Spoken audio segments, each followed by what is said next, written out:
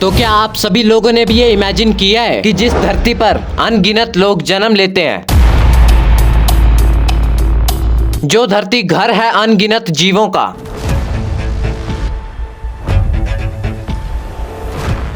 एक दिन वो धरती ही खत्म हो जाएगी। वो धरती जो आज से 400 करोड़ साल पहले बनी थी, अब उसका अंत और करीब आता जा रहा है। तो नमस्कार दोस्तों, आज हम बात करने जा रहे हैं कुछ ऐसे कारणों की जिनकी वजह से हमारी इस धरती का अंत हो सकता है। देखो, ये बात तो सभी को पता है कि जो भी इस पूरी दुनिया में जन्म लेता है, एक दिन उसका अंत होना अनिवार्य है, चाहे वो धरती ही क्यों ना हो। तो सबसे पहले हम बात करेंगे उस स्पेस की जो कि देखने में सबसे ज्यादा खूबसूरत लगता है, लेकिन असल में हमें जैसा दिखता है वैसा होता नहीं। स्पेस में कुछ ऐसी खतरनाक चीजें घूम रही है जिन्हें ना हम देख सकते हैं ना हम सुन सकते हैं, लेकिन अगर वो एक भी बार धरती के पास आ गए तो धरती का अंत पक्का है। और ये है रोग ब्लैक होल, मतलब ऐसे ब्लैक होल जिनके पास रहने के लिए अपनी खुद की जगह ही नहीं है। ये स्पेस में बस 24 घंटे इधर से उधर, उधर से इधर घूमते रहते हैं और बस जो भी रास्ते में इनको दिखा उसको अपने अंदर निगल कर अपना साइज और बड़ा कर लेते हैं। और इन रोग ब्लैक होल्स में इतनी ज्यादा ग्रेविटी होती है कि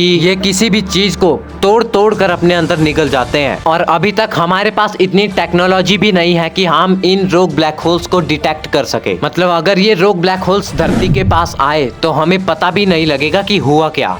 धरती टूट टूट कर अचानक से ही एक तरफ खींचने लगेगी। और अब बात कर लेते हैं उस दूसरे कारण की जिसकी वजह से धरती का अंत हो सकता है। और कमाल की बात तो यह है कि वो भी स्पेस से ही है, एस्ट्रॉइड्स। आज से 65 मिलियन साल पहले धरती से एक एस्ट्रॉइड टकराया था और जो रिजल्ट था वो सिर्फ तबाही, तबाही और तबाही। डायनासोर्स का अंत उसी वक्त हो गया था। और डराने वाली बात तो ये है कि अभी भी स्पेस में 25,000 से ज्यादा एस्ट्रॉइड्स ऊपर घूम रहे हैं और उन 25,000 में से अगर 25 भी धरती के साथ टकरा गए तो इतनी तबाही होगी कि धरती का बच पाना बहुत ज्यादा मुश्किल है। नासा का नियर अर्थ ऑब्जेक्ट प्रोग्राम इन एस्ट्रॉइड्स को ट्रैक करता है, लेकिन इमेजिन करो अगर कोई अननोटिस्ड एस्ट्रॉइड धरती के साथ टकरा गया तो भूकंप, बाढ़ और तबाही सब एक साथ धरती पर आएगी, जो सूरज को कई महीनों तक ढक देगी। धरती पर 80% से ज्यादा प्रजातियां एकदम से विलुप्त हो जाएगी। वैसे तो एस्ट्रॉइड्स के धरती के साथ टकराने का खतरा इतना ज्यादा नहीं रहता है, लेकिन ये भविष्य में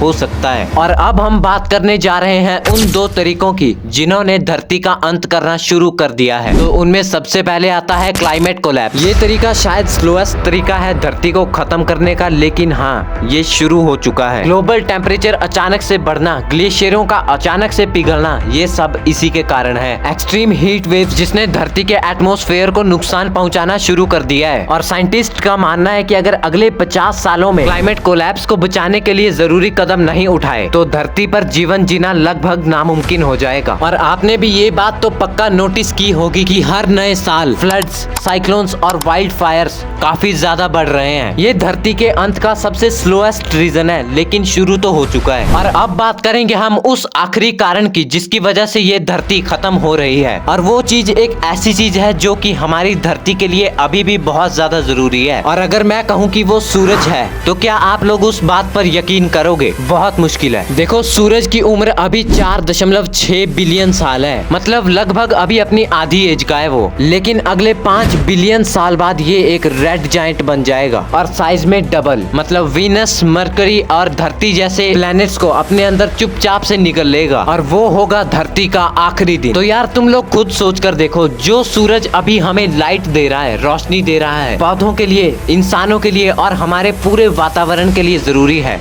वो एक दिन इस धरती के अंत का कारण बनेगा। और सूरज ने अब धरती का अंत करना धीरे धीरे, बिल्कुल धीरे धीरे शुरू कर दिया है। अगर हमने समय रहते इन सब कारणों पर ध्यान नहीं दिया तो वो दिन भी दूर नहीं जब धरती सिर्फ एक कहानी बनकर रह जाएगी। और आपको क्या लगता है कि कौन सी वजह धरती के अंत का कारण बनेगी? ये मुझे कमेंट करके जरूर बताना। अगर वीडियो पसंद आए तो वीडियो को लाइक करना, चैनल को सब्सक्राइब और शेयर कर देना ताकि लोगों को इसके बारे में ज्यादा से ज्यादा पता लग सके। बाकी मिलते हैं एक नए वीडियो में, तब तक के लिए बाय बाय।